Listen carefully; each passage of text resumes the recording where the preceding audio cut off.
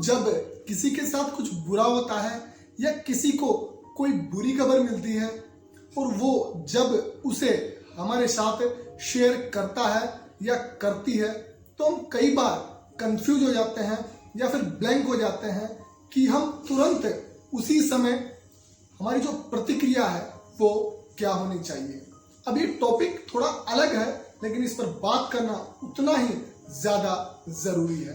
Video को ध्यान से सुनना, काफी अच्छा फील होने वाला है अंत तक।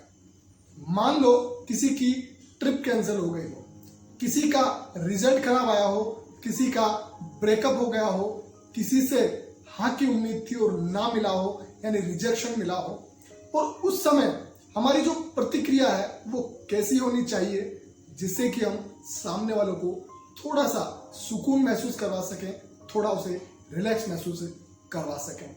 अब ये बातें किसी के लिए छोटी हो सकती है क्योंकि हर व्यक्ति की सिचुएशन अलग होती है, प्रॉब्लम्स अलग होती है, माइंडसेट सबका अलग होता है। लेकिन जिस व्यक्ति की ट्रिप कैंसिल हुई होती है, जिसका ब्रेकअप हुआ होता है, जिसका परिणाम खराब आया होता है, जिसने अभी अभी रिजेक्शन झेला होता है, वो उस व्यक्ति के जीवन का सबसे बुरा अनुभव होता है। और यहां पर थोड़ा बहुत एक्सपीरियंस तो मेरा भी है। देखो, बुरा तो लगता है और ये बात हमें स्वीकारने में कोई प्रॉब्लम नहीं होनी चाहिए क्योंकि हम सब इंसान हैं और इंसान के साथ बहुत सारी भावनाएं जुड़ी होती है, तो उस वजह से बुरा तो लगता है। लेकिन यहां पर एक्सपर्ट कहते हैं कि उस समय हमारी जो पहली प्रतिक्रिया होती है वो सही होना बहुत ज्यादा जरूरी है क्योंकि जो हमारी आगे की जो पूरी बातचीत है वो कैसे आगे बढ़ेगी और क्या बातचीत होगी वो हमारी पहली प्रतिक्रिया पर ही पूरा का पूरा निर्भर करता है। यहां पर स्कॉटलैंड की एक एक्सपर्ट जेनी डेजन कहती है कि हम सभी, ध्यान से सुनना, हम सभी ब्लैंक पेज सिंड्रोम के शिकार हैं। इस सिंड्रोम में होता क्या है कि दुख के समय, समस्या के समय हम सभी अच्छे शब्द ढूंढने में चुनौती महसूस करते हैं और इस चीज का अनुभव तो मैंने तो किया है और शायद आपने भी किया होगा। तो यहां पर एक मेथड है VASE। इस मेथड से क्या होता है कि हमें दुख में, समस्या में सही प्रतिक्रिया देने में काफी ज्यादा हेल्प हो सकती है।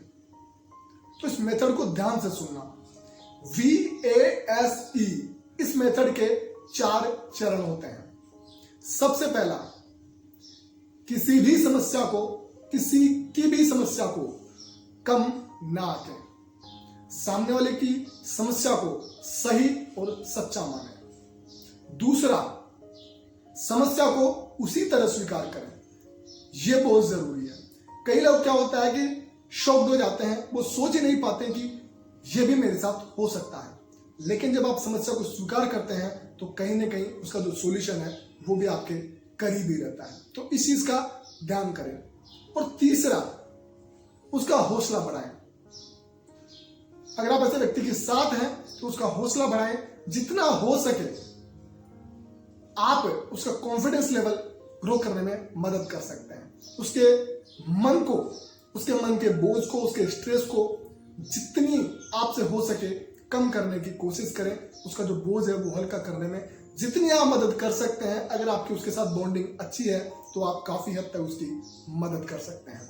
और सबसे इंपॉर्टेंट चौथा, जब आप उसकी समस्या समझ जाते हैं तो आप भी अपनी भावना जरूर व्यक्त करें। अगर आपने भी अपने जीवन में कोई समस्या को फेस किया है या उसी टाइप की समस्या को फेस किया है तो उसके जो अनुभव है, आप कैसे रिकवर हुए, वो अनुभव उसके साथ साझा कर सकते हैं। ये काफी हेल्पफुल हो सकता है उसके लिए।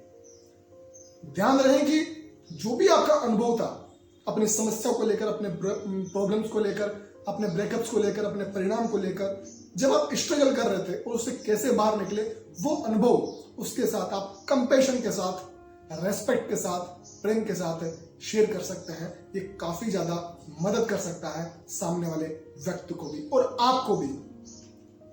ध्यान रखना, जब आप अपना एक्सपीरियंस किसी को शेयर करते हैं, अपने बुरे समय का या अच्छे समय का, तो आपके मन को काफी ज्यादा अच्छा लगता है। ये मैंने तो फील किया है और शायद आप भी करोगे।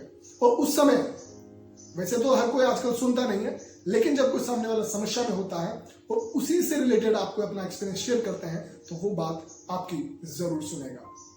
ये उसके लिए भी फायदेमंद होगा और ये आपको भी, आपके मन को भी काफी ज्यादा रिलैक्स महसूस करवा सकता है। अगर आपकी बॉन्डिंग काफी ज्यादा अच्छी है, आप एक अच्छे दोस्त हैं, आप एक अच्छे उसके साथ जो है खुलकर बात करते हैं, तो आप उसे डायरेक्ट भी पूछ सकते हैं कि उसको इस समय तुरंत क्या चाहिए। क्या वो अपनी फेवरेट चीज के साथ जो है अपना वक्त बिताना चाहता है, क्या वो कोई खेल खेलना चाहता है, या वो अकेले रहना चाहता है, या किसी से बात करना चाहता है, या वो कहां घूमना चाहता है। अपनी किसी फेवरेट चीज के साथ अगर उस समय बिताना चाहता है तो आप उसकी मदद कर सकते हैं, उससे पूछ सकते हैं, और जो भी वो अपना जो ओपिनियन है वो जब आपके सामने रखे तो उसे आपको स्वीकार करना चाहिए। मैं मानता हूं आज के सोशल मीडिया के समय लोग खुलकर बात नहीं कर पाते हैं और आज 80% लोग डिप्रेशन का शिकार हैं। वो मानते नहीं है, लेकिन ये आंकड़े हैं, तथ्य हैं। मुझे लगता है कि अगर आप किसी के साथ खुलकर बात कर रहे हैं, आपकी किसी के साथ बॉन्डिंग अच्छी है, तो बिल्कुल आपको अपना जो प्रॉब्लम्स है, अपने जो दुख हैं, अपनी जो माइंड की सिचुएशन है, अपनी फीलिंग्स है, बिल्कुल शेयर करनी चाहिए। काफी ज्यादा मदद मिलती है। जैसे कि मैंने बताया कि बहुत सारे एक्सपर्ट इस चीज को मानते हैं और ये VASE मेथड काम करता है। आज मैं भी कई सारी प्रॉब्लम्स का सामना कर रहा हूं। खैर मेरे साथ ऐसा कोई भी नहीं है जिसके साथ मैं अपनी प्रॉब्लम शेयर कर सकूं, लेकिन मुझे पता है मैं इस चीज को झेल लूंगा, क्योंकि मैंने बहुत सारी प्रॉब्लम्स को झेला है। लेकिन कई सारे लोग उस समय, जिस समय प्रॉब्लम्स में होते हैं, ब्रेकअप में होते हैं, या रिजल्ट खराब होते हैं, या किसी रिजेक्शन के टाइम होते हैं, तो कई लोग डिप्रेशन चले जाते हैं, कई लोग सुसाइड तक के थॉट आने लगते हैं। तो इस चीज को समझें। कोई आपको लग रहा है कि समस्या में है, तो उसके साथ अपना उसकी तरफ अपना हाथ बढ़ाने की कोशिश करें, उसके विचार, उसके थॉट जानने की कोशिश करें, उसके साथ समय बिताएं, और जो भी वो चाहता है उस चीज को लाने में, उस चीज को करने में उसकी मदद करें।